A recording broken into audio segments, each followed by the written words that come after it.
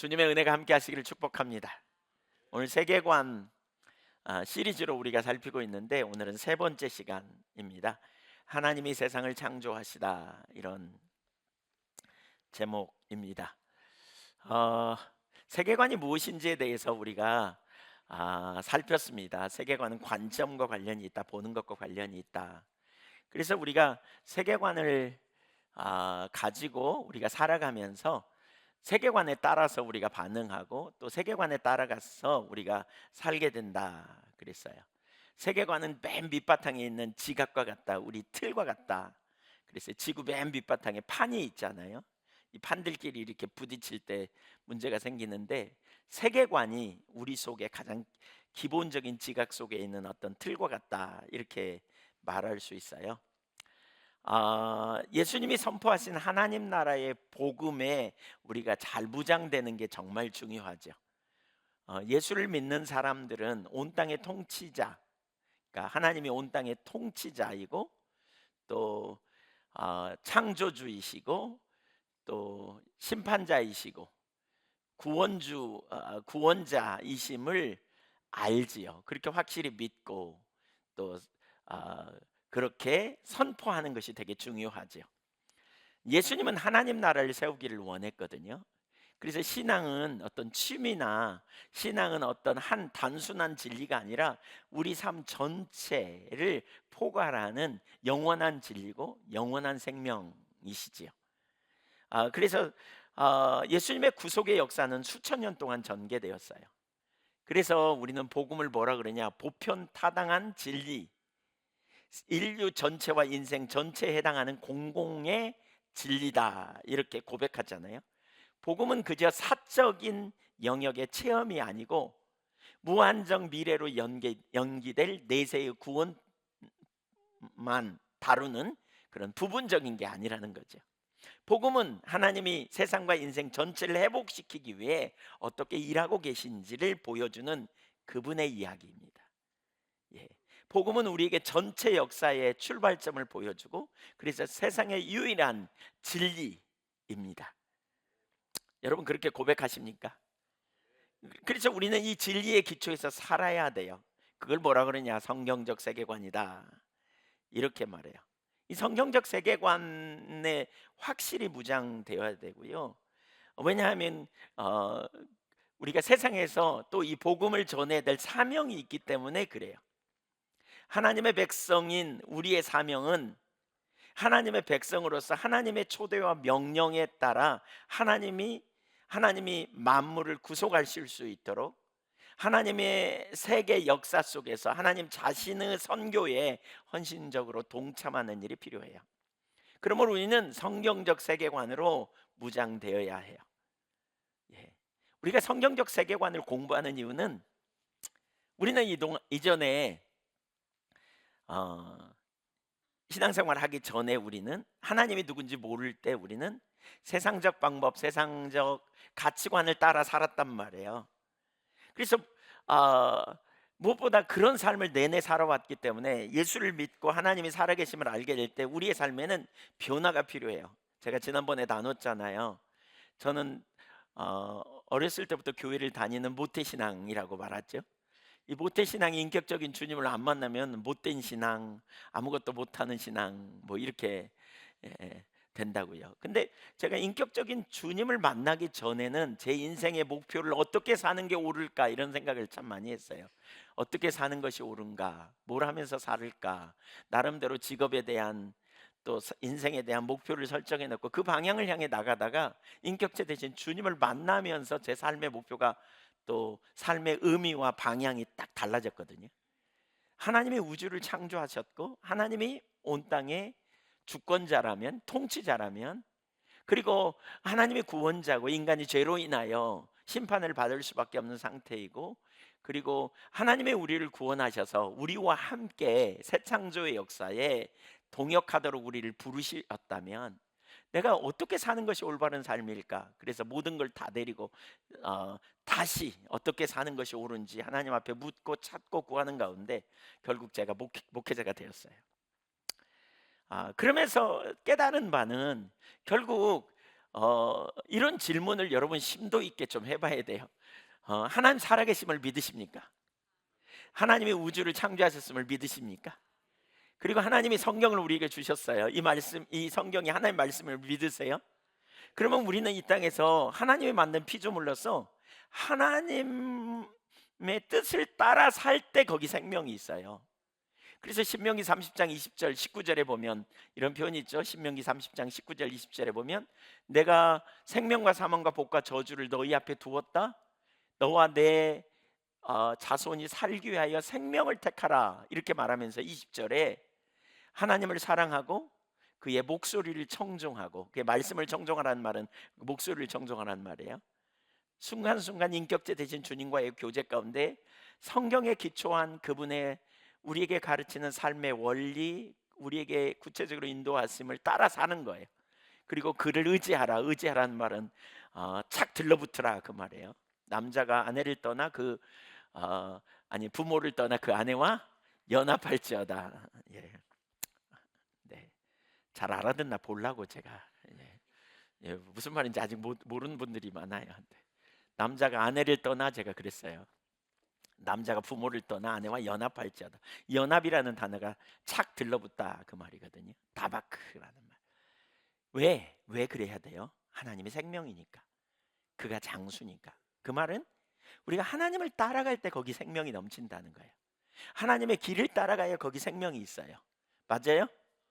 근데 성경적 확신을 가지고 우리가, 이게 이제 성경적 세계관으로 무장된 거겠죠. 우리 신앙에 확신이 있고 우리가 분명히 말씀이 진리고 그 말씀을 따라 생명이 있다고 믿는다면 우리는 어떤 순간에든지 하나님의 말씀을 따라 가야 돼요. 그러니까 적당한 수준에서 우리가 에이 그냥 너무 빠지지 말고, 이거 아니에요. 그냥 말씀이 진리라면 진리인데 그걸 안 따라가면 안 되잖아요. 진리가 너희를 자유케 하리라 그랬잖아요. 그러니까 우리는 진리를 따라 가야 돼요. 그래서 신앙적으로 하나님의 말씀이 진리인가를 자꾸 돌아봐야 돼요. 자꾸 하나님이 정말 생명인가, 이 확신 안에 있는 삶이 우리 가운데 얼마나 능력인지 몰라요. 저는 이런 고백을 해요. 하나님의 말씀은 생명이다. 그분의 말씀이 우리의 삶의 생명이라면 우리가 그분의 말씀을 따라 살 때 생명이신 주님이 우리와 함께하고 우리의 삶에는 생명의 징조들이 막 나타나는 거죠. 이걸 뭐라 그러냐? 복이라 그래요. 이게 복. 생명이 우리의 삶에서 나타나는, 하나님이 함께 하시는데, 그렇죠? 여러분, 우리가 어렸을 때 엄마 아빠와 함께 하면 든든하잖아요. 예, 엄마 아빠가 가게로 가면서 슈퍼마켓 가서 뭐 하나 골라 그러면 고를 수 있잖아요. 그렇죠? 고를 수 있어요, 거기. 예. 예, 장난감 가게 데리고 가서 골라 그러면 그냥 신나는 일이 있죠. 네. 왜? 든든해요. 돈 없어도 괜찮아요. 있으니까. 우리 하나님이 우리의 생명이라면 생명이신 주님을 따라갈 때 거기 능력이 있어요. 그래서 우리가 하나님을 정말 알기 원한다면 하나님의 말씀이, 하나님이 살아계신가? 이런 고민을 해보셔야 돼요. 아직 나는 잘 모르겠다. 그렇기 때문에 말씀대로 살기가 어렵다. 이해해요. 괜찮아요. 왜냐하면 하나님을 알면 달라질 테니까요. 아직 못 만나서 그래요. 그러면 어떻게 해야 돼요? 누가 그렇게 살아요? 이렇게 말하면 안 돼. 아, 내가 아직 못 만나서 못 사는구나. 그러면 하나님 알게 해주세요. 이런 씨름을 해야 돼요. 바라기는, 혹시 그런 씨름이 있다면 여러분에게 하나님 자신을 여러분에게 더 계시해 주시기를 축복합니다. 거기에 강력한 능력이 있어요.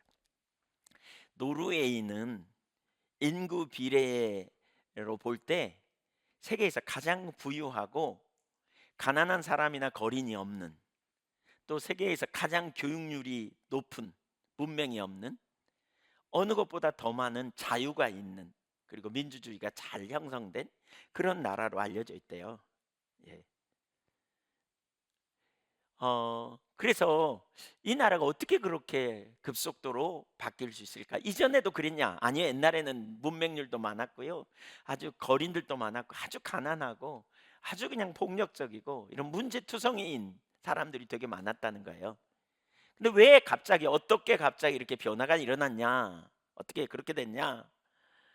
어, 그 로렌 커닝햄이라고 최근에 그분이 소천했는데 예수전도단 세운 분이거든요. 근데 그분이 이제 그 노르웨이 왕을 찾아가 가지고 국왕을 만나서 이제 찾아간 게 아니고 그분과 만나게 될 때 그 왕에게 물었대요. "어떻게 노르웨이가 이렇게 잘 살게 됐냐."고 그랬더니 "나도 모른다."고.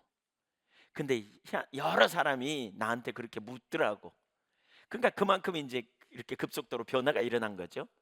근데 왜 그런지 모르겠다고 이렇게 얘기했대요. 그래서 이분이 느 자기가 아는 이야기를 했다는 거예요. 그러니까 한스 넬슨 허그라는, 그러니까 글을 읽지도 쓰지도 못하는 농장에서 일하는 20살 먹은 평범한 청년의 영향이라고 말했대요. 도대체 무슨 일이 일어났냐? 그 한스 넬슨 허그라고 하는 청년에게 어떤 일이 일어났냐? 어떤 사람이 그에게 어느 날 와서 성경책 한 권을 건네주면서 이렇게 말했대요. 이것은 삶의 모든 분야에 대한 하나님의 말씀이라네. 이 말씀대로 살면 놀라운 승리가 있을 걸세. 뭐 이렇게 얘기한 것 같아요. 그때 허그는 글을 보통 글을 모르는 사람한테 이렇게 말하면 속으로 놀리나 뭐 이런 생각 하지 않겠어요? 에이 내가 뭐 이걸 언제 배우겠어 뭐 이러지 않겠어요? 근데 굳게 결심하고 글을 배우기 시작했다는 거예요. 그때부터. 그리고 실천에 옮겼어요. 그는 성경을 통해서 예수님을 개인적으로 알게 되고요. 그가 회심 후에 그의 삶은 모든 이들이 그가 그리스도를 알기 전과 알고 난 후의 차이점을 분명히 알 수 있을 정도로 아주 극적인 변화를 경험한 거예요. 그 자신이.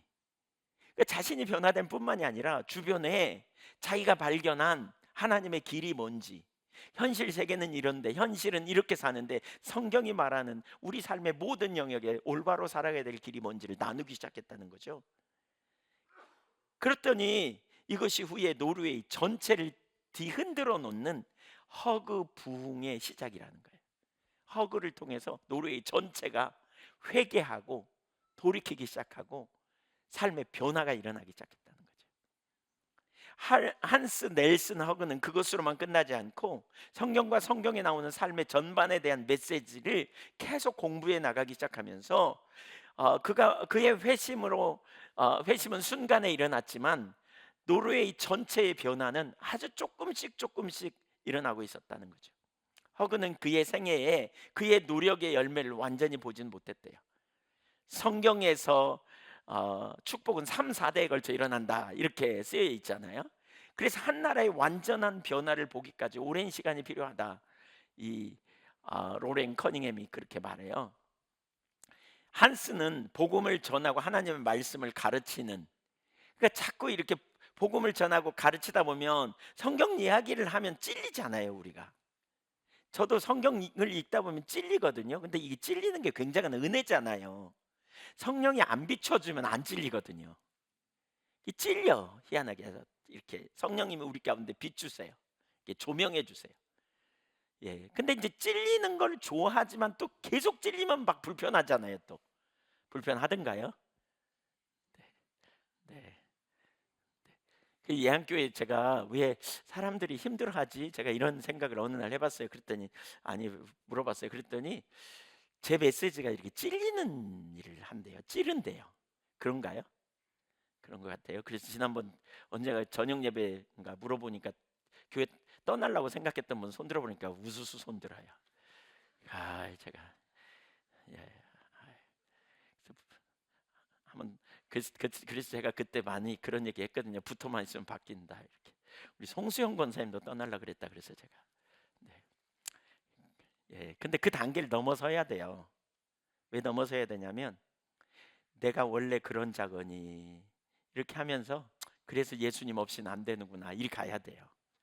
보니까 그게 이제 복음의 능력으로 살아가는 삶이에요. 네,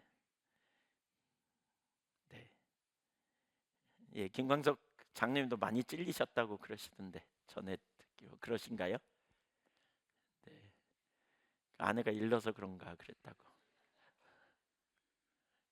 그러셨어요? 네, 네, 엄청 고생하셨네요. 네. 사실 하나님의 말씀 앞에 우리가 설 때 그런 일이 막 일어나잖아요.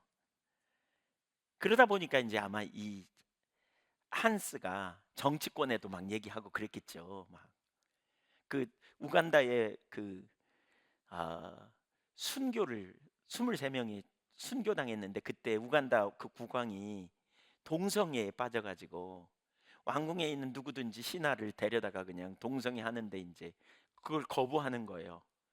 왜 거부하냐? 조사해봤더니 기독교인이야. 난 성경이 그걸 원치 않는 걸 내가 알았어. 그래갖고 23명이 순교당했잖아요. 그러니까 여기 한스도 아마 그랬던 것 같아요. 복음을 전하고 말씀을 가르치다가 결국 붙잡혀서 17년 동안이나 옥고를 치러야 돼. 감옥에 갇혔어야 했대요. 그로 인해 그는 건강을 잃었고 자신의 조국의 완전한 변화를 보기도 전에 주님 곁으로 간. 그러나 그는 그의 그 가르침을 통해서 나중에 무슨 일이 벌어졌느냐? 노르웨이가 완전히 변화되는 놀라운 부흥이 임했다니까요. 예, 이런. 그리고 말씀의 기초에서 서니까 하나님이 뒷받침하셔서 그 노르웨이가 놀라운 부흥이 일어난. 로렌 커닝햄은 이런 이야기를 하면서 이러한 비슷한 일이 한국에도 있었다는 거예요. 그래서 전후에 완전히 파괴된 전쟁을 치르고 난 다음에 이렇게 급속도로 변화된 나라는 전 세계에 아무도 없다는 거예요. 경제 대국을 이룬 나라는 전혀 없다는 거예요. 한국인들을 보면서 놀랜대잖아요. 그 중에 하나가 뭐냐면 자기들이 얼마나 빨리 발전했는지 모르는 것을 보면서 놀란대잖아요. 경제 발전을 빨리 이룬. 우리나라가 1930년대인가 장충제권을 필리핀의 정치권에 좀 지어달라고, 제발 좀 지어달라고, 우리나라가 필리핀만큼만 살면 소원이 없겠다고 박정희 대통령이 예전에 그랬대잖아요. 근데 지금 필리핀과 비교할 수 없이 우리나라가 잘 살잖아요. 이게 왜 그러느냐? 부흥의 영향이다. 1907년 평양 대부흥의 영향이다라고 로렌 커닝햄은 말해요. 말씀이 진리이기 때문에 그래요. 그러니까 여기 한스는 조국의 상급을 위해서가 순간의 상급을 위해서가 아니라 그리스도, 다른 이들, 그리고 미래를 위해서 살았다는 거예요. 그리고 말씀이 생명인 걸 알았기 때문에. 그래서 자기만이 아니라 다른 사람을 말씀을 따라 살도록 돕고 세우고 인도하는 이런 일에 헌신된 거죠. 그래서 로렌 커닝햄은 이런 제자가 세워져야 된다라고 표현해요. 이런 제자, 모든 것을 가르쳐 지키게 하라. 근데 그걸 다른 말로 말하면 기독교 세계관을 무장시켜야 된다는 의미거든요. 내가 너희에게 분부한 모든 것을 가르쳐 지키게 하라 그랬잖아요. 주님의 말씀에 우리가 토대에서 잘 세워지는 거, 이게 너무너무 중요한 거죠. 이 토대가 되어진 게 얼마나 중요한지 몰라요. 무장되는 것. 기독교 세계관으로 우리 온전히 무장될 수 있기를 소망합니다. 다른 말로 말하면 성경적인 세계관으로 우리가 가 있는 거예요. 이게 되게 중요해요. 오늘도 먼저 세계관의 기능에 대해서, 세계관의 정의를 우리가 계속 살폈는데 오늘은 세계관의 기능에 대해서 잠깐 좀 살피고 또 성경적 세계관이 뭔지 살피려고 해요. 찰스 크래프트 박사는 세계관의 기능을 4가지로 설명하는데 조금 어려울 수 있는데 쉽게 해볼게요. 첫째, 세계관은 사물의 현상, 변화에 대한 이유, 과정을 설명해 준다는 거예요. 어떤 사물이 변화되고 어떤 현상이 일어날 때 그걸 뭐라고 말하는지, 뭐 이런 것들, 오랜 경험을 통해서 이런 걸 설명하는 거죠. 이런 거 예를 들면 뭐 가장 쉬운 예로 하늘이 붉으면 내일 비가 오겠다 뭐 이런 얘기 하잖아요. 그렇죠? 네. 달물이 진 뭐 그런 것들 보면서 이런 것처럼 어떤 그런 환경을 해석하는 눈, 이런 것들이 이제 세계관의 기능 중에 하나라는 거예요. 톰 나이트가 이야기한 어떤 예화를 제가 읽어보겠습니다. 비가 오겠다. 여러분 이런 말을 들으면 무슨 생각이 나요? 지난주에 우리 봤죠. 머리를 어떤 사람이 빡빡 깎아서 있다. 그러면 우리는 그 사람이 군인인가? 아니면 패션인가? 스타일인가? 아니면 뭐 병 걸렸나? 뭐 이런 항암 치료하나? 뭐 아니면 스님인가? 뭐 우리 이렇게 생각할 수 있는 것처럼 비가 오겠다. 그러면 무슨 생각이 납니까? 언뜻 보기에는 아주 뻔한 말 같다. 하지만 이 말의 의미와 속뜻은 어떤 내러티브 안에서 하는 역할을 보아야 이해할 수 있다. 더 큰 이야기 속에서, 더 큰 정황, 어떤 상황 속에서 그 말을 이해할 수 있다는 거예요. 오래전부터 계획해둔 소풍을 가려던 참이었는데 비가 오겠다. 이 말은 좋은 소식이에요, 나쁜 소식이에요? 나쁜 소식이에요. 그리고 계획을 바꿔야 될 것 같은데 라는 암시마저 깔려 있을 것이다. 가뭄에 시달리는 아프리카에 살고 있어 오랜 건기와 그로 인해서 농사가 안 돼, 흉작이 계속돼. 그런 사람에게 비가 오겠다, 그 말은 좋은 소식이겠죠. 만약에 내가 기상학자로서 비가 올 것을 사흘 전부터 예측했다면 그 비가 오겠다는 말은 나의 예측 능력을 입증해 주는 것으로서 좋은 소식이겠죠. 우리가 만일 성경에 나오는 갈멜산에서 엘리야처럼 이스라엘 공동체의 일원이라면 엘리야에게 말을 들었다면 비가 올 거다, 그 말은 뭐예요? 야, 하나님은 진짜 하나님이야. 그리고 엘리야는 진짜 참 선지자구나. 이걸 깨닫게 되겠죠. 그렇죠? 어떤 말이나 동일한 사건도 세계관에 따라 다가오는 의미가 달라지고요. 인생도 마찬가지입니다. 우리가 인생을 이해하는 방식은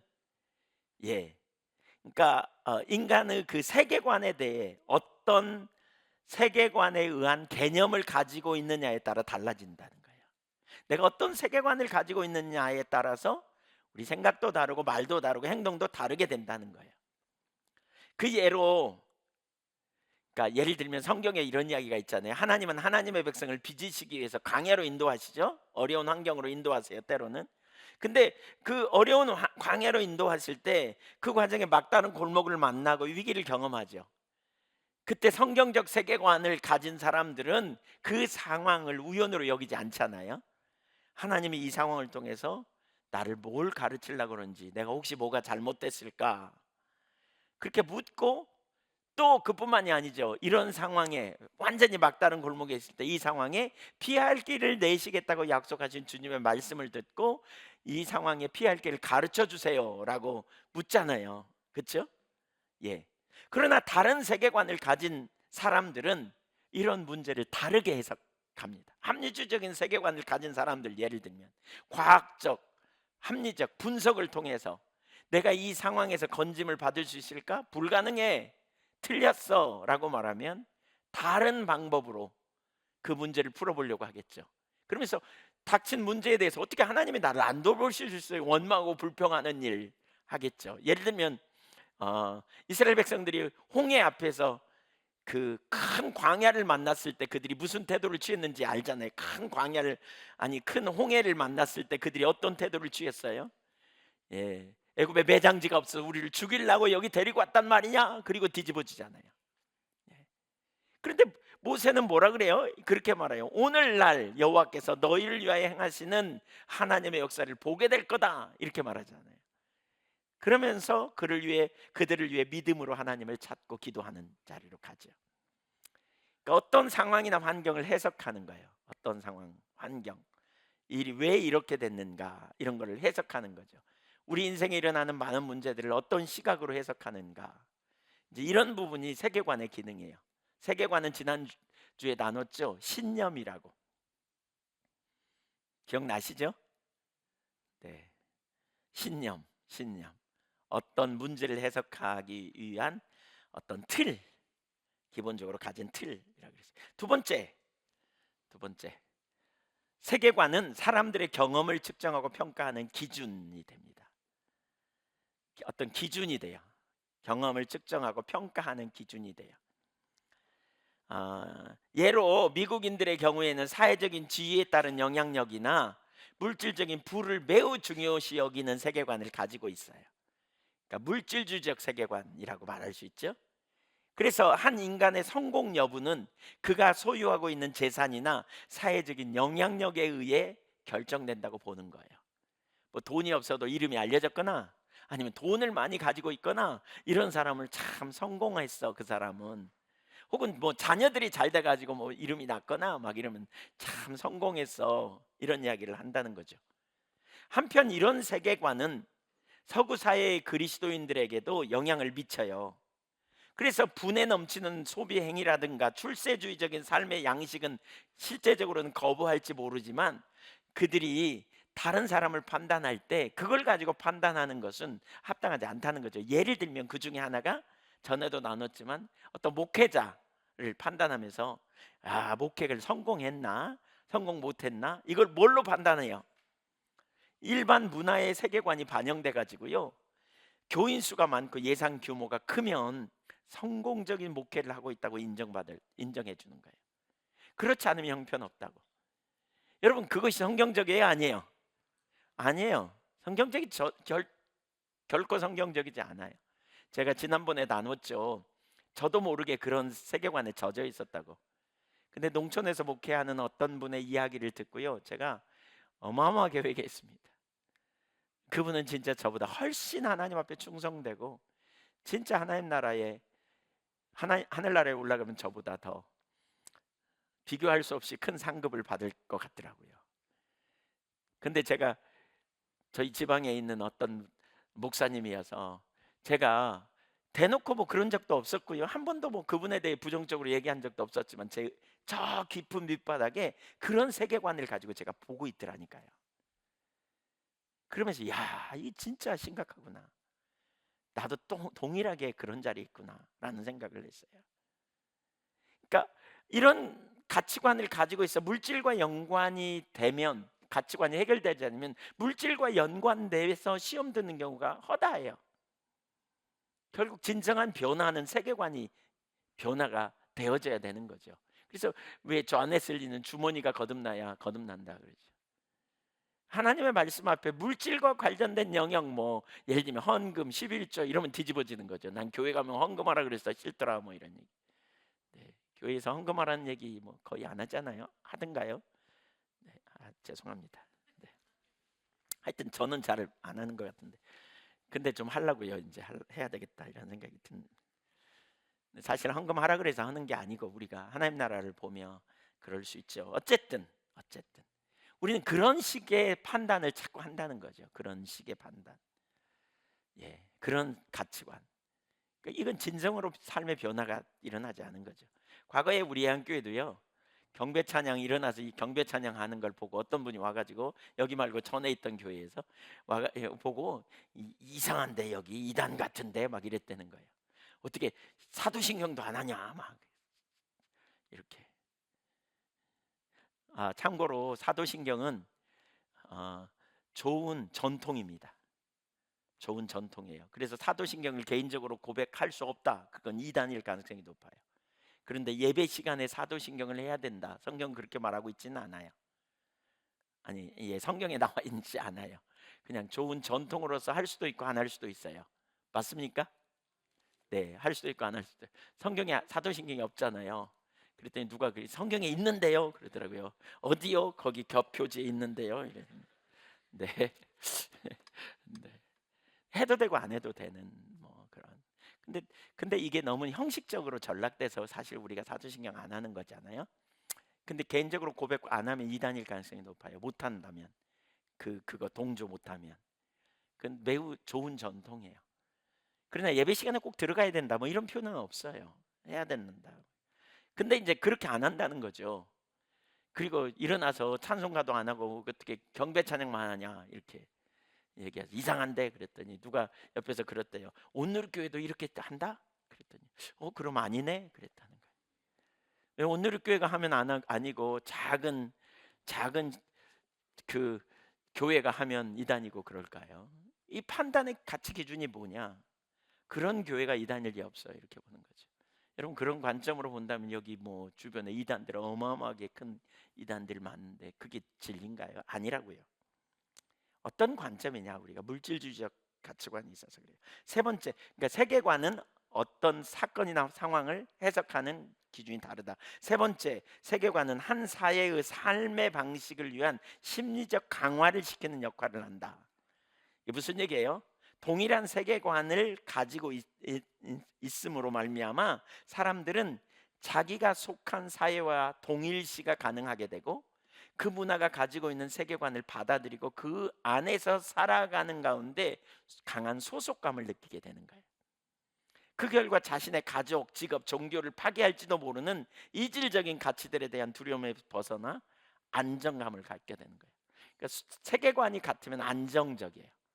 또한 들이 자기와 마찬가지 방식으로 세계를 인식하고 있다는 생각은 사람들로 하여금 서로 마음 놓고 교제할 수 있는 분위기를 만들어내요.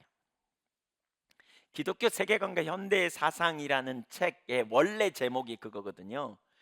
내 문 밖의 이웃은 다른 세계에 살고 있다, 이런 얘기예요. 그러니까 세계관이 다 다르거든요. 사람마다 많이 달라요. 내 집 문에 다른 문 밖에 있는 사는 사람은 다른 세계에서 살고 있다, 이런 얘기예요. 원래 제목이. 그러니까 세계관이 어마어마하게 다를 수 있어요. 근데 우리가 기독교 세계관 가지고 성경적 세계관으로 우리가 잘 준비되고 우리가 하나 되고 같이 하면 우리가 서로 편안한 분위기를 느끼고 공동체성을 이루는데 아주 핵심적인 일이죠. 여러분 한번 가만히 보세요. 예, 신앙이 성숙되고 좀 같은 가치관을 가지고 이렇게 있는 사람들과 이야기하면 편해요, 불편해요? 일반적으로 편해요, 좀 안 하고 싶어요? 대답해 보세요. 편합니까? 거끄럽습니까? 편하죠. 편해요. 좋고 대화하는데 편하고 이야기를 나누다 보면 격려해주고 세워주고. 그러니까 이 세계관이 변화되면 서로 대화하는데 아주 편안해요. 그리고 그리고 함께 그 동질감을 느끼게 되고. 예, 그렇죠. 내 마음의 깊은 얘기를 털어놓을 수도 있고 나눌 수도 있고. 그래서 우리가 세계관이 하나 되는 게 되게 중요하고요. 그래야 진정한 연대 의식을 갖게 되고, 그래서 사람들이 공유하는 세계관이 강화될수록 그 공동체의 연대 의식은 더 공고히 된다, 이렇게 알 수 있어요. 그러니까 교회 안에 이런 교제가 참 필요해요. 펠로우십이 있어야 돼요. 서로 마음을 털어놓고 함께 나누고 깊은 이야기까지 나눌 수 있고, 또 그럴 때 자기의 경험을 나누기도 하고, 또 다른 사람의 약함을 보면 판단이 아니라 붙들어주고 세워주고 같은 성경적 세계관으로 이렇게 나누는. 그래서 이 공동체성을 유지하는 게 정말 중요하다라고 하는 거죠. 네, 특별히 외롭고 고독하고 이런 분들은 그 신앙 안에서 참 그러한 세계관을 같이 갖는 게 너무 중요하죠. 네 번째, 세계관은 새로운 경험, 정보, 가치, 철학 등을 통합하는 기능이 있습니다. 그러니까 한 문화가 가지고 있는 세계관은 그냥 고정된 게 아니고요. 다른 어떤 현상이나 환경을 통해서 혹은 경험을 통해서 세계관이 배척되는 게 아니고 흡수하고 받아들여서 이 세계관이 변화된다는 거예요. 세계관이 변화될 수 있다는 거예요. 그러니까 세계관은 항상 변화된다라고 말할 수 있어요. 변화를 거부하는 세계관이 있죠. 사람들을 다른 세계의 가치나 사상들로부터 격리시킴으로써 폐쇄적인 문화를 낳게 되는 그런 세계관이 있죠. 예를 들면 우리는 기독교 복음은 정말 폐쇄적인 세계관을 가져야 된다고 볼 수 있어요. 왜냐하면 성경이 진리니까요. 총체적 진리니까요. 하나님의 말씀에 기초해서 우리는 굳건하게 세워져야 돼요. 맞습니까? 네, 굳건하게 그 토대 위에 세워져야 돼요. 그리고 다른 문화에 속한 다른 세계관을 가진 사람과 대화를 나누지만 성경이 총체적 진리라고 진짜 믿는다면, 다시 물어볼게요. 여러분, 성경이 총체적 진리임을 믿으십니까? 그렇다면 우리는 진짜 성경이 진리인 것을 확신하고 거기에 기초해서 우리의 그 세계관이 확립되어야 돼요. 거기에 무엇보다 그 확신 가운데 서는 것이 얼마나 중요한지 몰라요. 아직 그 확신이 없다. 그런데 그냥 적당히 덮어놓고 믿음 있는 것처럼 이렇게 가면 안 돼요. 아직 그 확신이 없다. 그러면 하나님 앞에 정직하게 고백하는 거예요. 나는 아직 확신이 없는데 주님, 하나님 정말 창조하시고 우주를 주관하신 하나님인지 내가 확신이 없는데 하나님 알게 해주세요. 하나님 저를 하나님이 누구이신지 제게 가르쳐 주세요. 이렇게 물어야 돼요. 자꾸 질문해야 돼요. 그리고 정말 하나님이 살아계시고 능력의 주님이심이 분명하다면 우리는 거기에 기초해서 우리 삶 전부를 걸어야 돼요. 맞습니까? 네, 이 토대 위에 있어야 돼요. 이 토대 위에. 근데 그렇지 못하게 될 때 무슨 일이 벌어지냐? 다른 세계관을 우리가 받아들이는 거예요. 받아들이게 되면 문제가 생겨요. 이런 예들이 참 많은데요. 아메리카 인디언, 미국이 오늘날 미국이 되기 전에 유럽 사람들이 가서 아메리카를 발견하고 거기를 차지하기 시작했잖아요. 근데 그 인디언들의 세계관에는 땅이 소유의 개념이 아니라 더불어 사는 세계관이었어요. 근데 서구 세계관은 뭐예요? 유럽 사람들이 가가지고 뭐예요? 깃발 꽂는 일에 열심히 했잖아요. 뭐예요? 땅을 차지해서 이거 내 거 이렇게 한 거예요. 그러니까 인디언들은 더불어 사는 세계관인데 자꾸 와서 뺏고 자기 거라 그러고 몰아내고 이러니까 거기서 막 붙잖아요. 그뿐만이 아니라 서구의 근대적인 기술 문화가 침투해 들어오면서 여러 가지 요소들이 그들을 완전히 그냥 뿌리채 파괴시키는 그런 결과를 가져왔다는 거예요. 그 여파로 엄청난 사회적인 문제들이 발생하기 시작하는. 그래서 아메리카 인디언들이 그 심각한 그 문화가 완전히 초토화되는 그런 상황에 빠져 있는, 지금은 거의 국가에서 지원하는 돈으로 살고 있는, 예, 더 이상 그 문화가 존재하지 않는, 뿌리채 흔들려 버린 이런. 근데 이게 정말 중요해요. 왜냐하면 복음의 진리라면 복음에 기초한 올바른 정체성, 세계관에 우리가 굳건하게 서야 되는데요. 복음이 공적 진리임을 분명히 인식해야 되는데, 그래서 뭐라 그랬어요? 성경은 세상을 본받지 말고 이 세대를 분별하여 변화시키라 이렇게 말하고 있잖아요. 로마서 12장에 너희는 이 세대를 본받지 말고 마음으로 변화를 받아 하나님의 선하시고 온전하시고 기뻐하시는 뜻이 무엇인지 분별하라 그랬어요. 그래서 우리의 자녀들을 어려서부터 기독교 세계관에 기초하여 세상을 볼 수 있도록 훈련시키는 게 너무 중요하다 싶어요.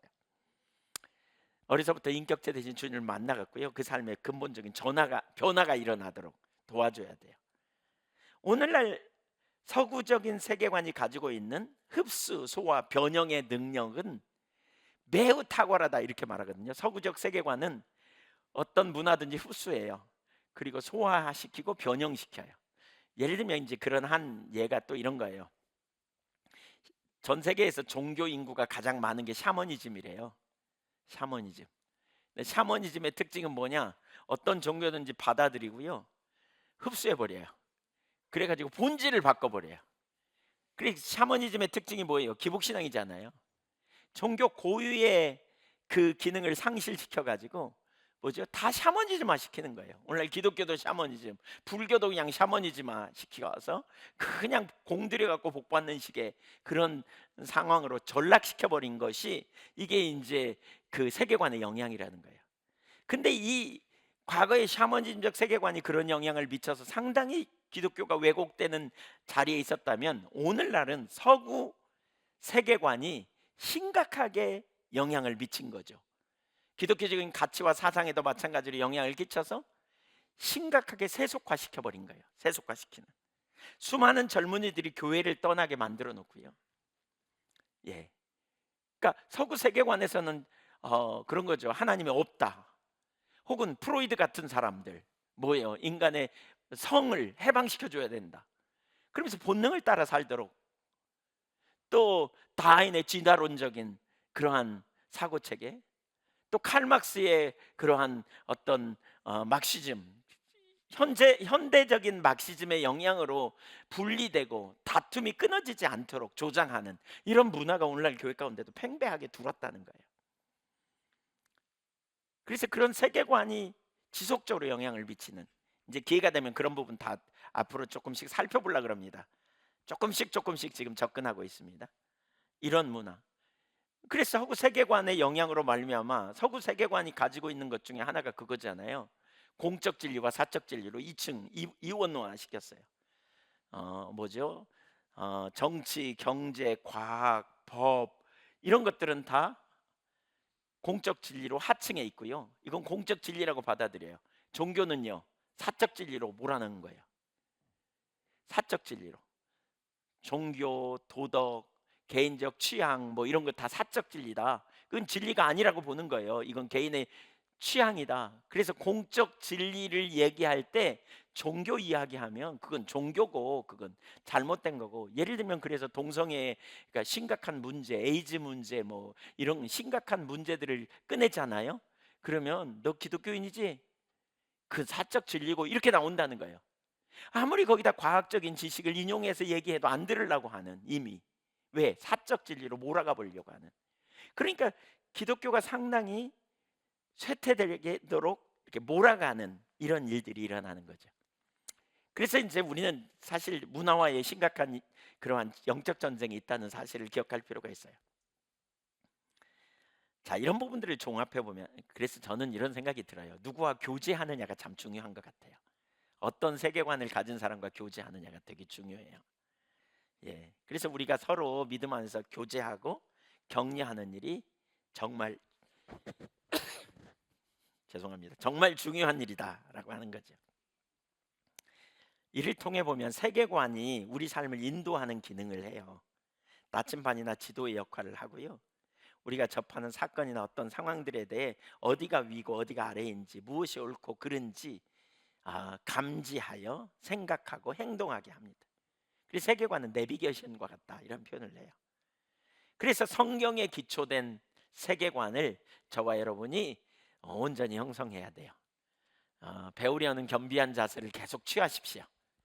그리고 우리가 내가 가지고 있는 생각과 성경적 세계관에 충돌이 일어날 때 우리는 그걸 바꾸려고 해야 돼요. 그 성경적 세계관으로 무장될 때 우리 삶은 강력한 능력이 있거든요. 성경적 세계관으로 세워지기를 소망합니다. 두 번째, 기독교 세계관. 지난주에 기독교 세계관의 첫 번째는 하나님이 누구이신가에 대해서 먼저 우리가 살폈죠. 하나님이 누구이신가? 지난주 설교를 듣고 한번 여쭤볼게요. 내가 믿는 하나님이 성경의 하나님이 아니라 약간 다른 것 같았다. 약간 다른 것 같았다. 혹시 그렇게 느껴진 분 한번 손 들어보세요. 네. 예, 제가 설교를 잘못한 것 같은데 다시 해야 될 것 같은데 자세히 좀 살펴봐. 아니 제가 지난주 설교하고요 나서 이 부분을 다시 성경에 근거해서 자세히 살펴봐야 되는데 제가 그런 생각을 했거든요. 사실 그리고 정확하게 비교해서 좀 보는 성경이 말하는 하나님이 누구인지 샤머니즘에서 말하는 그 하나님이라는 말을 다 같이 쓰니까 그냥 하나님 그러죠. 하나님. 그러니까 전도돼 갖고 교회 오면 하나님 그러면 하나님에 대해 이해를 다 가지고 있다고 생각해요. 성경이 말하는 하나님과 다른 하나님. 예. 근데 우리가 믿는 하나님이 아닌 다른 하나님을 하나님이라고 부를 때는 심각한 거죠. 예. 성경이 말하는 하나님이 누구인지 우리가 아는 게 참 중요한데 6가지를 얘기했어요. 한번 따라서 해보십시오. 하나님은 무한하시고 삼위의 인격이시고 초월적이며 내재적이고 전지하시고 주권자이시며 선이시다. 네, 그러니까 6가지. 하나님은 무한하심, 시간, 공간, 지식, 능력에 있어서 무한하다. 그리고 하나님은 인격체다. 그리고 초월자이며 내재하신다. 전지하시고 주권자이며 선이시다. 그랬습니다. 네, 이 부분 넘어가고요. 오늘은 두 번째 이제 창조 이야기를 살피려고 합니다. 창조 이야기. 그 부분 한번 올려주세요. 같이 읽습니다. 시작. 하나님은 무에서 우주를 창조하셔서 개방체계 속에서 인과율의 일치제로 운행하도록 하셨다. 한 번 더 읽습니다. 시작. 하나님은 무에서 우주를 창조하셔서 개방체계 속에서 인과율의 일치제로 운행하도록 하셨다. 무슨 말인지 잘 어렵죠? 근데 좀 쉽게 하면 참 좋겠는데 이런 얘기예요. 그냥 무에서 유를 창조했다는 말은 무슨 얘기인지 이제 설명할 건데요. 3가지를 볼 수 있는데 무에서 유를 창조했다는 말은 없는 것에서 아무것도 없는데 하나님 만드셨다 그 말이고요. 두 번째로는 인과율의 일치제로 운행하도록 하셨다 그 말은 질서 있게 창조하셨다 그 말이에요. 어떤 질서가 있다는 거예요. 하나님 창조하신 세계는 질서 있는 세계예요. 질서.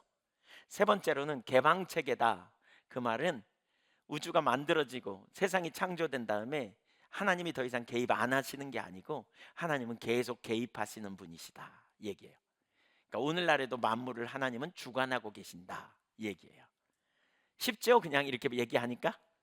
네, 그렇게 좀 쉽게 풀어 설명하면 참 좋은데, 그렇죠? 네, 어쨌든 저기 제임스 사이어가 쓴 기독교 세계관과 영적 기독교 세계관과 현대 사상 책에 나왔는 이야기인데, 자 그러면 이걸 3가지로 나누어서 설명해 보겠습니다. 첫째, 하나님은 무에서 천지를 창조하셨습니다. 무에서 천지를 창조하셨습니다. 그분의 말씀으로 창조되었습니다. 온 우주는 먼저 있었던 어떤 물체를 가지고 만든 게 아닙니다. 우리가 지금 여러분이 앉아 계시는 의자나 여러분이 보고 있는 성경책이나 여러분이 보고 있는 여기 스크린이나 혹은 제가 사용하고 있는 마이크나 다 원래부터 있었던 게 아니고요. 아무것도 없었어요. 심지어 여러분 입고 있는 옷은 말할 것도 없이 옆에 있는 사람도 다 아니에요. 어떤 물체를 가지고 만든 게 아니었어요. 하나님께서 우주를 창조하기 시작하시기 전에는 아무것도 없었다 그 말입니다. 창세기 1장 1절 한번 보겠습니다. 시작. 태초에 하나님이 천지를 창조하시니라.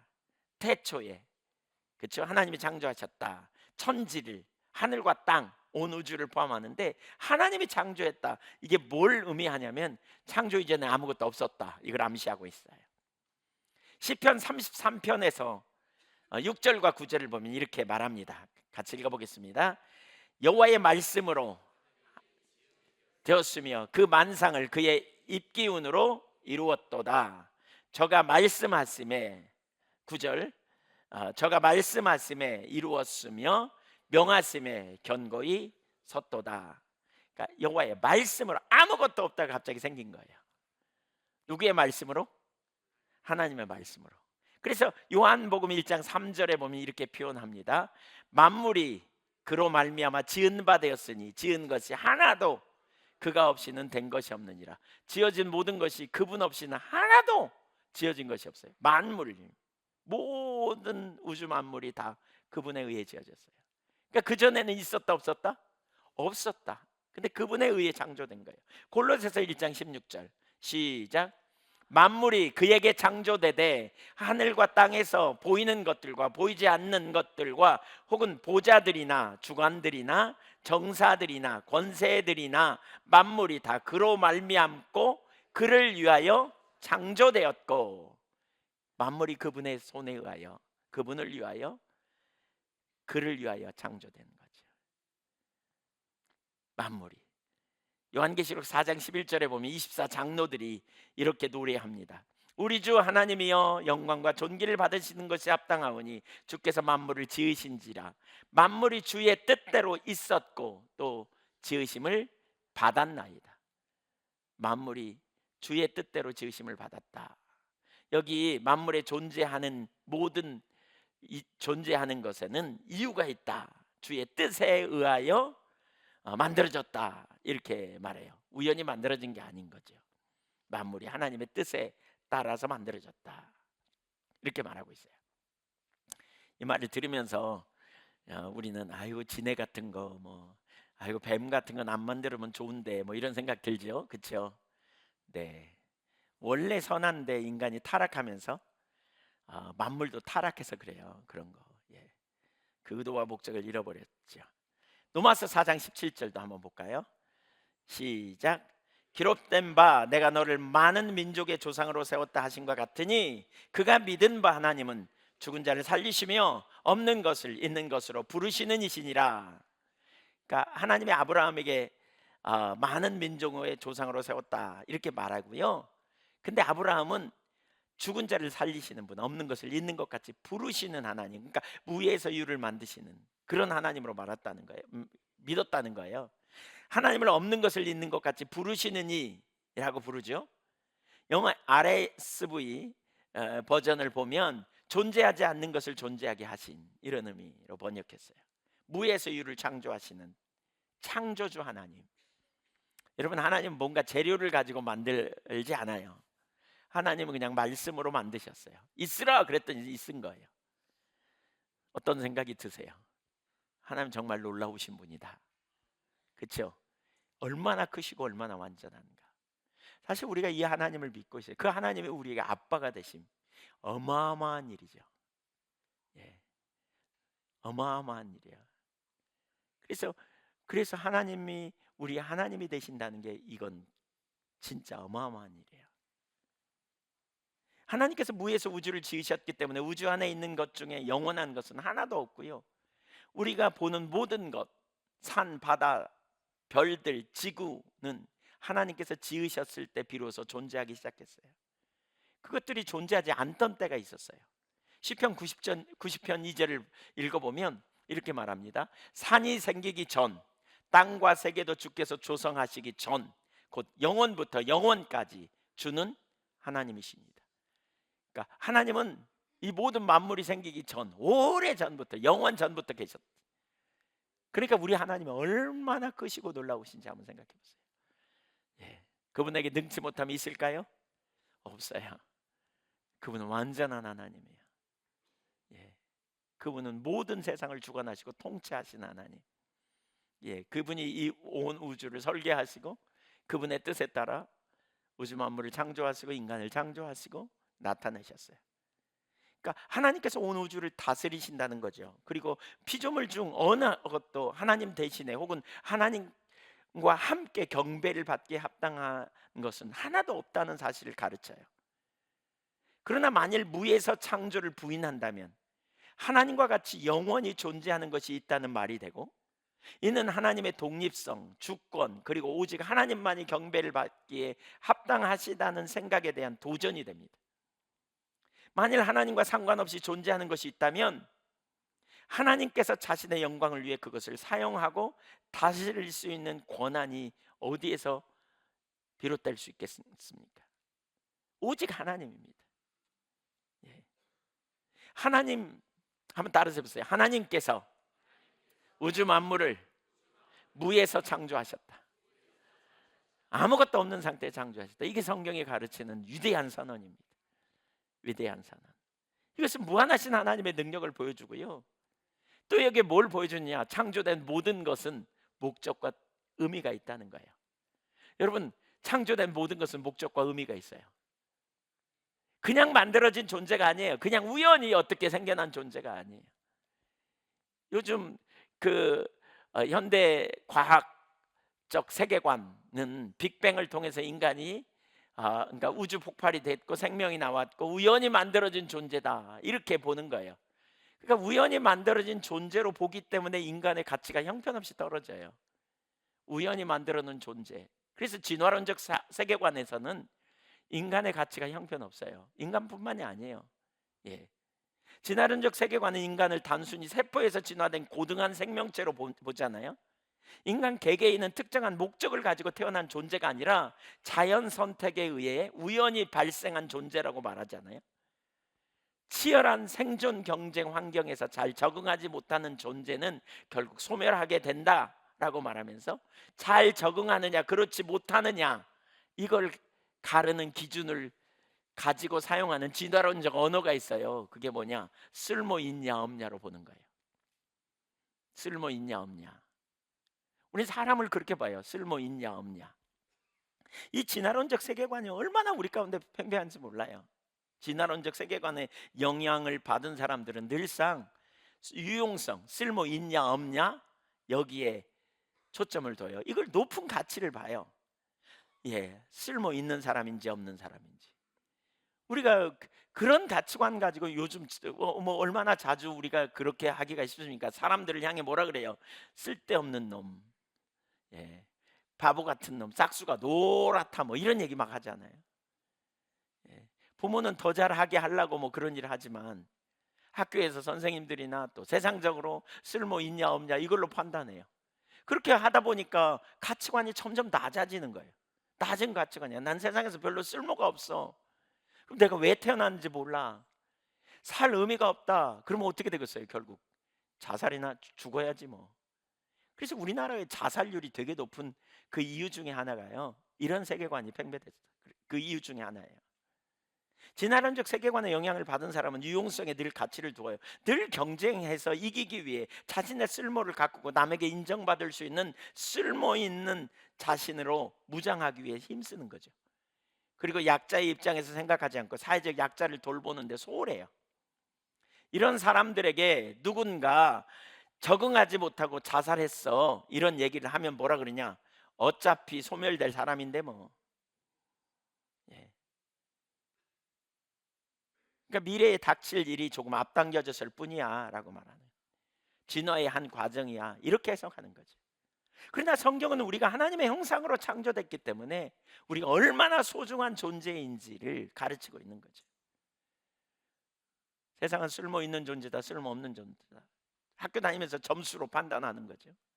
삭수가 놀았다는 게 뭐예요? 그런 것으로 판단하고 평가하는 거죠. 그 어렸을 때부터 존중받아야 될 아이들이 그렇게 존중받지 못하고 자라는 거예요. 누군가에 의해서 넌 쓸모없는, 너는 내놓을 게 없는, 그러면 스스로 자기는 보잘것없는, 뭐 그런 가정에서 자라면서 부모님들이 이렇게 넉넉하지 못한 상처 많은 부모님들이 자라면서 이렇게 살아오면서 너무 가난하거나 상처가 많거나 또는 이렇게 그 엮이는 가정이라 그러죠. 부모가 이혼을 했거나 뭐 찢어지게 가난하거나 뭐 그러면 뭐라 그래요?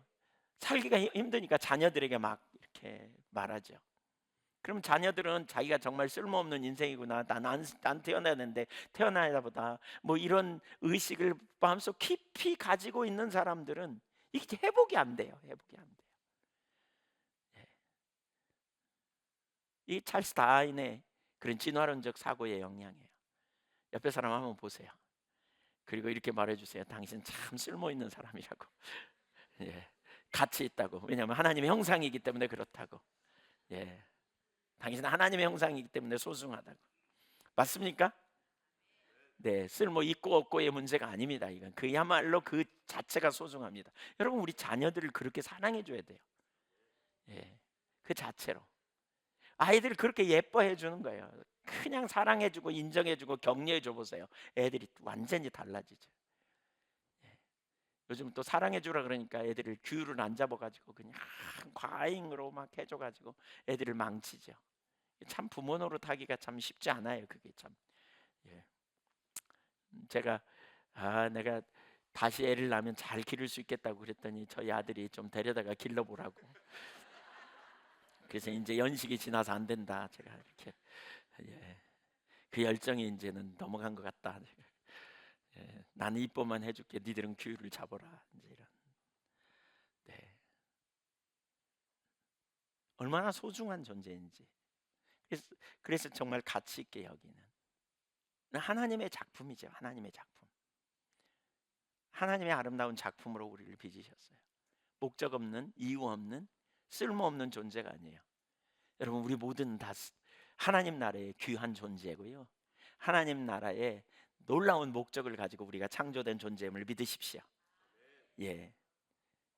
자연 선택에 의해 우연히 오다가 얻어 걸린 그런 존재가 아니란 말이에요. 예. 그가 너를 지명하여 불렀나니 너는 내 것이라 그러잖아요. 모태에서 지어지기 전에부터 내가 너를 알았다 그러시잖아요. 하나님이 우리를 모태에서부터 조성되기 전에도 하나님이 나를 아시고 나를 택하시고 나를 부르신, 이 성경이 우리에게 가르치는 창조예요. 무에서 유를 창조하신 주님, 계획 없이 아무런 의미 없이 창조된 게 아니란 말이에요. 예. 하나님 놀라운 계획을 가지고 우리를 창조하셨어요. 믿으십니까? 네. 진화론적 세계관에서는 세상이 진화되었다 이렇게 얘기하죠. 하나님의 간섭을 인정하지 않는 거예요. 이 창조 세계에 하나님이 개입하실 거라는 걸 받아들이지 않기 때문에 그래요. 실제로 하나님이 창조했다는 것도 인정 안 하죠. 혹은 인정하더라도 기독교인 중에 하나님이 창조했다고 인정함에도 개방되어서 오늘날 우리 삶에 개입하신다는 걸 인정 않게 되니까 자꾸 이렇게 진화론적 세계관에 우리가 빠지는 거예요. 성경적 세계관이 뭔지 우리가 명쾌하게 보여야 돼요. 무에서 우주 만물을 창조하셨다. 예, 이걸 기억하십시오. 두 번째, 인과율의 일치제로 운행하도록 창조하셨다. 여기 인과율의 일치제라는 말은 무질서하게 창조되지 않았다 그 말이에요. 질서가 있다 그 말입니다. 이사야 45장 18절 오늘 본문 우리가 봅니다. 시작. 대저 여호와께서 이같이 말씀하시되 하늘을 창조하시니 그는 하나님이시니 그가 땅을 지으시고 그것을 만드셨으며 그것을 견고하게 하시되 혼돈하게 창조하지 아니하시고 사람이 거주하게 그것을 지으셨으니 나는 여호와라 나 외에 다른 이가 없느니라 하시니라. 하나님은 창조주시다. 근데 그 하나님이 창조하실 때 어떻게 창조하셨다? 혼돈스럽게 창조하지 않았다. 질서가 있다. 이렇게 말합니다. 질서가 있어요. 우주는 질서 정해놓은 법칙이 있어요. 법칙. 예를 들면 무슨 법칙이 있어요? 예를 들면 예, 네, 만유인력의 법칙도 그런 법칙이죠. 또 아침에 해가 뜨고 저녁에 지는 것도 법칙이에요. 또 그 무덥던 여름 아주 그냥 지겹더니 가을이 왔어요. 근데 어느 날 어느덧 이제 우리가 좀 두꺼운 옷을 입게 되죠. 또 이제 얼마 안 있으면 우린 겨울이 와요. 이 법칙이에요, 법칙. 하나님이 내신 법칙. 그렇죠? 하나님이 이 땅에 남자와 여자를 두셨어요. 이 법칙이에요. 예. 남자와 여자를 두셨어요. 하나님이 내신 인간은 이 남자와 여자로 창조되었어요. 이거는 하나님이 내신 법칙이고 질서예요. 근데 우리는 그거를 왜곡되게 오늘날 되게 많이 자기는 다른 성을 가지고 있다. 그래서 뭐 문제를 야기시키고 많은 어려움이 있죠. 사실. 근데 이게 질서예요. 그래서 한 남자와 한 여자가 만나서 결혼하고 가정을 이루고 자녀를 낳아 생육하고 번성하라. 이게 하나님의 법칙이에요. 근데 그 법칙을 깨려는 이제 여러 가지 시도들이 지금 되게 많이 일어나고 있고 또 그렇게 하고 결국 그건 뭐냐? 가족 해체주의거든요. 정면으로 성경을 반대하는 질서를 깨뜨려 버려야 하는 그런 시도가 끊임없이 일어나고 있죠. 과거에는 상상도 못할 일들이 지금은 얼마나 많이 그런 일들이 일어나고 있고 시도하고 있는지요. 예. 뭐 요즘 그 테레비 아니 뭐 저기 뭐죠? 뉴스 미디어 뉴스에 계속 떠오르는 뭐 펜싱 선수 누구가 뭐 사기를 당했는데 여자였는데 남자로 바꿔가지고 뭐 있었다 뭐 이런저런 이야기. 사실 세상이 어떻게 돌아가는지. 예. 근데 포스트 모더니즘 되면서 왜 그러잖아요. 광고 같은 데 보면 왜 그런 광고 있잖아요. 어쩌라고 뭐 이러잖아요. 어쩌라고. 나 바꿨는데 어쩌라고. 아무렇지도 않다는 거예요. 예. 내가 뭐 너한테 피해 줬어? 세상의 질서를 무너뜨리면서도 아무렇지도 않게 여기는 거죠. 이게 아무런 문제도 없다고 그런 의식으로 가득 차 있는 거죠. 우주는 질서 정해놓은 법칙이 있어요. 그 법칙 아래 우리가 살아야 돼요. 이게 성경적 가르침이에요. 성경적 가르침. 예. 합당하지 않도록 비정상적인 방법으로 음욕이 불타듯 일어나서 불릴듯 일어나서 수간하고 막 이런 거 있잖아요. 그 성경에 보면 로마서 1장 같은 데도 나오고 또 그다음에 뭐죠? 소돔과 고모라 성에 있었던 이런 일들 다 그런 것과도 연관이 있죠. 비정상적인 소아성애 시체하고도 뭐 별일이 다 있어요. 세상에 비정상적인 질서를 깨뜨리는 막 나가자는 거죠. 너무너무 심각한. 우리 그리스도인은 살아야 될 성경적 법칙을 따라 살 때 가장 완전한 삶이고 거기 놀라운 승리가 있음을 믿으시기 바랍니다. 세 번째, 개방되었다라는 말입니다. 그 개념을 다시 한번 올려주실래요? 창조가 뭔지 올려주십시오. 한번 읽어보죠. 시작. 하나님은 무에서 우주를 창조하셔서 개방체계 속에서 인과율의 일치제로 운행하도록 하였다. 무에서 유를 창조했다는 말은 아시죠? 그 다음에 개방체계 속에서 인과율의 일치제로, 이 말은 질서가 있도록 했다. 그럼 여기 개방체계가 뭐냐? 개방, 이 말은 우주가 프로그램화 되어 있지 않다는 거예요. 이미 어떤 프로그램화 되어서 그대로 그냥 돌아가는 게 아니라는 거예요. 질서가 있지만 그러나 거기에 하나님이 우주 운영의 전개 유형에 끊임없이 관여하신다는 거예요. 하나님이 개입하신다는 거예요. 성경은 하나님의 피조물과 구별된다 이렇게 표현하죠. 그분은 모든 창조물을 만드시고 다스리시는 분이에요. 하나님께서 창조물보다 훨씬 더 위대하심을 말하기 위해 사용된 단어가 뭐냐? 초월성이라는 말이죠. 초월하신다. 아주 간단하게 말해서 이 단어는 하나님의 피조물에 의존하지 않고 피조물보다 훨씬 더 크시다, 피조물 위에 계시다, 이런 말을 써요. 피조물보다 크고 피조물 위에 계시는 하나님. 그럼에도 불구하고 하나님은 피조물 가운데 또한 거하시기 때문에 피조물들은 그가 사는 것과 삶에 있어서 하나님을 의존하는 거예요. 의존하며 살아야 돼. 이게 갈라디아서 2장 20절이죠. 그리스도께서 사시는 삶. 하나님이 창조 세계의 관여를 나타내는 전문적인 단어를 뭐라 그러냐? 내재하심이라는 단어를 써요. 따라서 보세요. 초월자이며 내재하신다. 창조 안에, 창조 세계 안에 하나님이 계신다는 거예요. 하나님 만드신 세계 안에 개입하셔서 이 세상에서 개입하시고 돌보시고 이끌어 주시는 일을 한다는 거예요. 성경에 하나님은 그의 피조물과 무관하지도 않고 멀리 계셔서 추상적인 관념 속에 갇혀 있는, 멀리 떨어져서 무관심한 그 하나님이 아니신 거죠. 성경은 창조 세계로의 하나님의 관여, 특히 그 안에 있는 백성들에게의 관여에 관한 이야기입니다. 지금 전쟁이 얼마나 심각하게 벌어지고 있습니다. 이런 역사 속에서 하나님이 개입하셔서 정말 어려움 당하지 않도록 은혜를 부어달라고 우리가 기도하고 구해야 될 필요가 있는 거죠. 이런 기도를 통해서 하나님이 일해 가시는 역사, 그렇죠? 하나님의 간섭하심의 역사, 이런 일들이 일어나는 거죠. 욥기 12장 10절에 보면 생물들의 혼과 인생들의 영이 다 그의 손에 있느니라. 그러니까 그가 주관하신다는 거예요. 신약에서 사도행전 17장 25절과 28절을 보면 이렇게 말합니다. 읽어볼까요? 또 무엇이 부족한 것처럼 사람의 손으로 섬김을 받으시는 것이 아니니 이는 만민에게 생명과 호흡과 만물을 친히 주시는 이심이라. 누가요? 하나님이요. 그러면서 28절에 보면 우리가 그를 힘입어 살며 기동하며 존재하느냐. 누구를 힘입어서? 하나님을 힘입어서. 하나님 멀리 계시고 뒷짐지고 니들끼리 잘 살아봐. 내가 널 구원했으니까 이제 그렇게 살아봐. 내가 만들어줬잖아. 그럼 살아야지. 이러고 뒷짐지고 계시는 분이 아니라는 거예요. 하나님 오늘도 우리와 함께 계시고 동행하시고 그를 힘입어 저와 여러분이 살 수 있도록 인도해 주시는 하나님이십니다. 그래서 골로새서 1장 17절에 보면 만물이 함께 섰다. 예. 또한 그가 만물보다 먼저 계시고 만물이 그 안에서 함께 섰다. 이렇게 표현하고 있고요. 히브리서 1장 3절을 보면 읽어볼까요? 시작. 이는 하나님의 영광의 광채시니 그 본체의 형상이시라.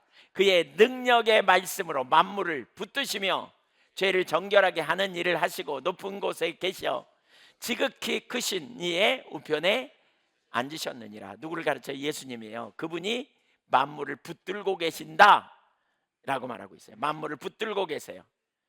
만물을 붙들고 계세요. 에베소 4장 6절도 한번 볼까요? 에베소 4장 6절 시작. 곧 만유의 아버지시라. 만유 위에 계시고 만유를 통일하시고 만유 가운데 계시도다. 분명하게 선포합니다. 창조는 하나님과 구별되지만 언제나 하나님께 의존된다는 사실이에요. 즉 하나님은 창조보다 훨씬 위대하지만 창조 세계에 관여하시는, 이걸 뭐라 그러냐? 초월자이며 동시에 내재적, 초월적이며 동시에 내재적인 하나님은, 그래서 우리는 그분의 돌보심을 따라 살아가는 거예요. 그분의 인도하심을 구하고 그분의 음성을 듣고 우리는 순종해 가야 돼요. 또한 문제가 있을 때 피할 길을 주시는 주님을 의지하여 나아가야 돼요. 왜? 하나님은 우주 만물을 주관하시고 통치하시고 창조주이시며 동시에 내재하심으로 우리를 인도해 가시는 주님이시니까. 믿으십니까? 자, 근데요 조금 복잡한 문제가 있어요. 계몽주의가 일어나면서 이성을 높이 두었어요. 심지어 하나님의 위치에다 이성을 대체시켜서 두면서 막 교회 그 성경을 막 공격하고 막 이런 일이 벌어지면서 어떤 일이 벌어졌냐면요, 이신론이라는 게 생겼어요. 이신론은 뭐냐? 하나님은 시계 제조업자처럼 우주 만물을 만들어 놓고 시계 제조업자가 시계를 만들어서 팔면 그뿐이잖아요. 그렇죠? 예, 자꾸 개입 안 하잖아요. 뭐 근데 이처럼 하나님이 우주를 만들어 놓고 프로그램을 시켜 놓고 하나님은 더 이상 우주에 개입 안 하신다, 이렇게 생각하는 사람들이 있었어요. 이게 이제 왜 그러느냐? 계몽주의 영향을 받아서 이성을 가지고 이제 성경을 보려고 하는 그런 시도를 하게 된 거예요. 그러다 보니까 무슨 일이 벌어졌냐?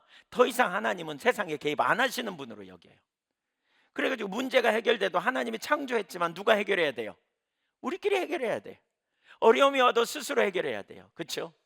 이 세상의 모든 문제는 하나님 손에 있는 게 아니라 우리가 어떻게 그 문제를 잘 해결해 보려고 풀어 보려고 애써야 뭐가 되는 것처럼 이렇게 돌아가 버렸어요. 그러다 보니까 이제 나중에는 어떻게 됐느냐? 그럼 하나님이 개입 안 해? 그러면 우리는 뭐 어떤 아무런 능력도 없네? 그렇게 가다가 이 사상이 발전해서 자연주의 세계관으로 가면서, 자연주의 세계관은 뭐냐? 그런 하나님은 없어도 돼. 그래가지고 하나님은 죽었다 이렇게 나오는 거예요. 하나님은 안 계신다, 신은 없다. 이게 무신론적 세계관이에요. 그리 가요. 이 자연주의 세계관으로 가기 전에 유신론적 기독교 세계관이 자연주의적인 세계관으로 가기 전에 결정적인 역할을 한 게 누구냐? 신학자들, 이신론을 만든 이들이에요. 이신론. 하나님은 맨 꼭대기 층에 계시고 우리는 1층에 사는데 하나님이 우리에게 오시지도 않고 우리는 하나님께 갈 수도 없고, 이런 식의 생각을 갖는 거예요. 그러니까 더 이상 개입하지도 않는.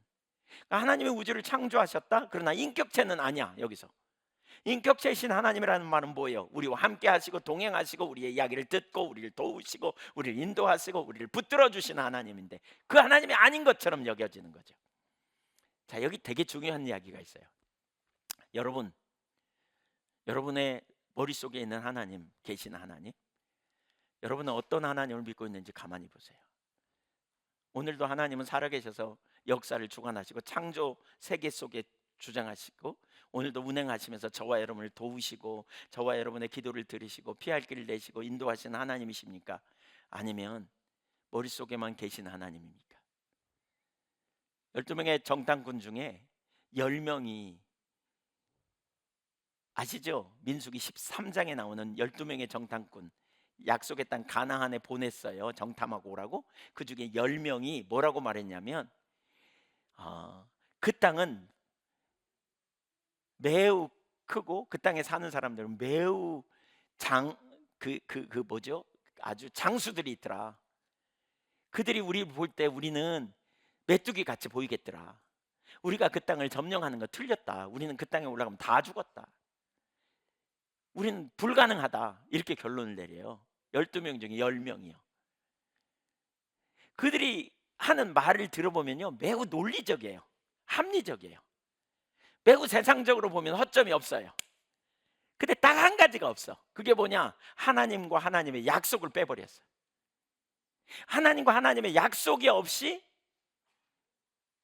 그 현실을 바라보니까 그 현실은 자기들에게 저주야. 그 현실은 자기들에게 절망이야. 아까 서두에 나눴죠. 세계관의 기능 중에 하나가 그거라고, 보는 것과 관련이 있다고. 비가 오겠다 그러면 어떤 상황을 해석하는 것과 연관이 있다 그랬잖아요. 비가 오겠다, 그건 자기 상황과 정황에 맞춰서 그 이야기가 받아들이고 좋은 소식이 될 수도 있고 슬픈 소식이 될 수도 있다고. 근데 가나안 땅의 그 상황을 보니까 이들이 볼 때는 아주 비극이야. 자기들은 절망이야. 차라리 광야에서 죽었던 게 더 나았을 뻔했다, 이렇게 말해요. 왜 하나님이 여기까지 우리를 끌고 와서 이렇게 절망적인 상황에 뒀냐, 이렇게 말하는 거예요. 왜? 그들이 가진 세계관 속에는 믿음의 세계관이 아니에요. 성경적 세계관이 아니에요. 그들은 세상의 논리로 그들은 무장되어 있어요. 자, 그렇다면 우리 자신을 바라보십시오. 여러분 어떤 세계관에 익숙합니까? 여러분이 살아가는 세상이 어떻습니까? 여러분이 만나는 환경이 어떻습니까? 다 우리는 아무 문제 없으면 믿음으로 아멘 합니다. 최근에 제가 어떤 분을 만났는데 한 번도 그런 적이 없고 매우 긍정적이고 낙천적인 분인데, 매우 그랬던 분인데 최근에 어떤 상황과 환경을 만나면서 앞에 벽이 있는 것처럼 느껴진대요. 제가 속으로 그런 생각을 했습니다. 축복이다. 왜? 기독교인으로서 하나님을 항상 믿는다고 말했지만 이런 상황이 되니까 잠도 안 오고 절망적인 것 같아요. 입맛도 뚝 떨어지고 죽을 것 같다는 거예요. 왜 저는 잘 됐다고 생각했냐면요, 그분이 진짜 한계 너머에, 내 한계 너머에 주님을 만날 수 있는 기회가 되겠구나, 이런 생각을 가졌어요. 신앙이 뭐예요? 한계 아래 보이는 것이 우리의 전부는 아니잖아요. 그 너머의 능력이 능력의 주님이 우리와 함께 계시고, 그분은 살아계시고, 그분은 우리에게 길이 되시고, 그분은 우리에게 전략이 되시고, 또 감당치 못할 시험 당을 허락지 아니하시고 시험 당할 즈음에 피할 길을 내신다 그러셨잖아요. 맞죠?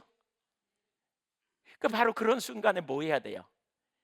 우겨쌈을 당해도 쌓이지 않고 답답한 일 당해도 낙심치 않고, 그런 순간에 주님 길을 내달라고 구하고, 주님 필요를 채워달라고 구하고, 주님 앞에서 담대하고. 그래서 저는 올바른 성경적 세계관을 가진 사람은 절대로 절망하지 않는다고 믿어요. 왜냐하면 보이는 상황이 다가 아니니까. 그분은 우주 만물을 창조하시고 만왕의 왕이세요. 무에서 유를 창조했다니까요.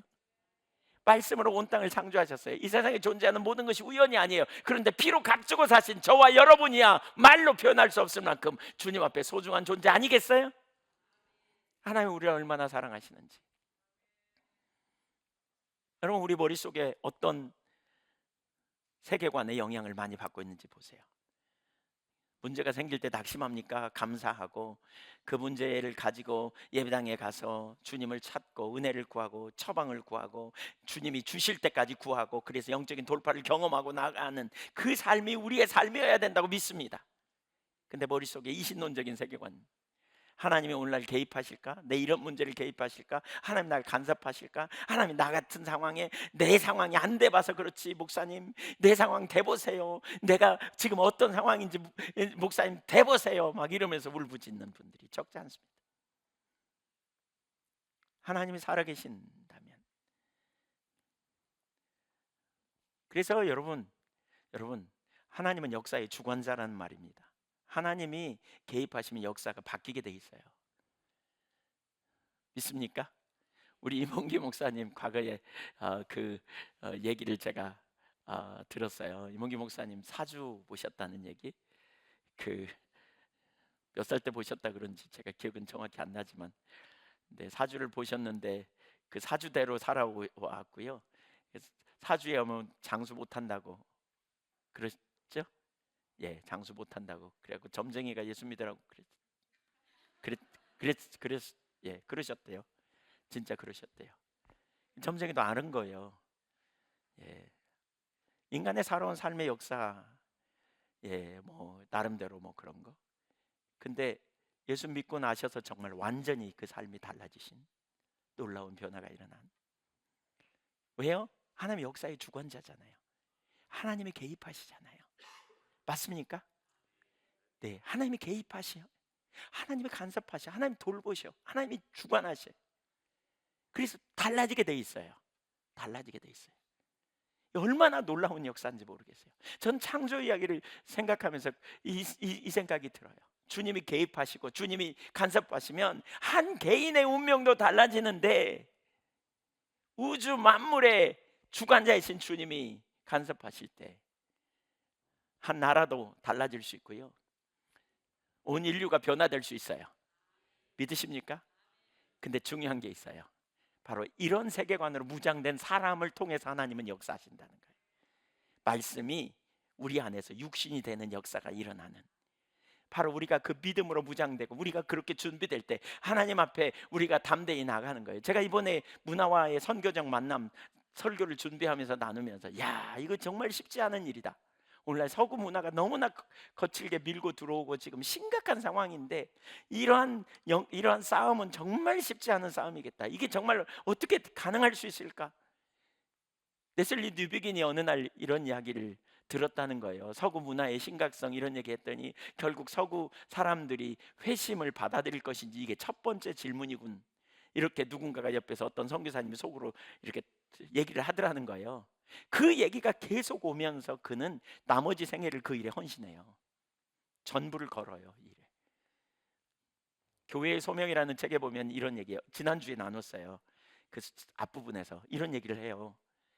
결국 변화되기 위해서는 두 가지가 필요하다는 거예요. 하나는 뭐냐?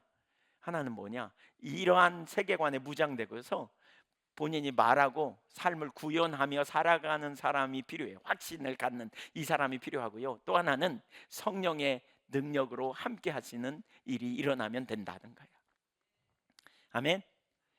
그렇게 저와 여러분이 무장되어져서 삶의 현장에서 또 우리 주변에 변화될 것 같지 않은 사람들의 그러한 놀라운 그러한 삶의 변화를 경험하고, 또 우리가 다니는 직장, 삶의 자리, 또 현장, 또 우리가 하는 모든 사역의 현장에서 주님이 놀라운 일을 이루시기를 간절히 소망합니다.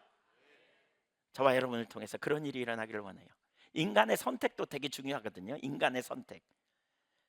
그러니까 세계 운행 과정에 사람의 재조정, 사람에 의해 재조정 열려 있어요. 예를 들면 우리가 오염물질 계속 버려보세요. 물이 아무리 깨끗해도 그 물 오염돼 가지고 난리 나잖아요. 그렇죠?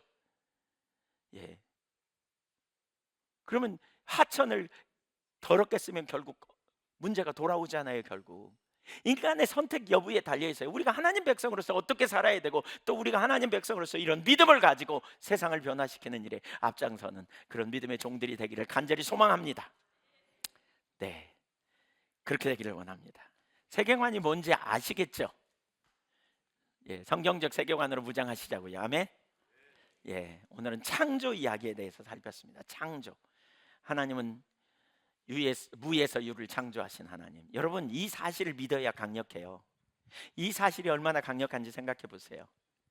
아브라함이 그걸 믿었다는 거 아니에요? 아브라함이 그걸 믿었어요. 하나님은 죽은 자를 살리신 하나님, 없는 것을 있는 것 같이 부르신 하나님. 마리아가 그걸 믿었어요. 주의 계집종이니 뜻대로 하옵소서. 예. 이걸 믿은 수많은 사람들을 통해서 하나님이 놀라운 역사를 이룬 거예요. 우리 하나님이 누구인가? 보십시오. 내 문제를 다룰 능력이 있는, 가정의 문제를 다룰 있는, 우리 인생 전체를 다룰 수 있는 능력의 주님. 너무나 놀라운, 너무나 신실한 우리 하나님. 우리가 너무 하나님을 잘 몰라가지고 오밀조밀 우리가 염려하고 근심하지 않았는지 보십시오. 믿음으로 주님을 부르십시오. 주님의 행하실 일이 얼마나 크고 놀라운지. 그분의 말씀 한마디면 끝이에요. 말씀 한마디면 돼요. 주님 영광으로 임하여 주시도록 우리가 믿음으로 신뢰하고, 하나님이 저와 여러분을 쓰셔서 놀라운 일을 이루기 원하시는데 정말 주님께 감사하고 감격하고 기뻐하고 우리가 하나님을 예배한 자리에 가면 좋겠어요.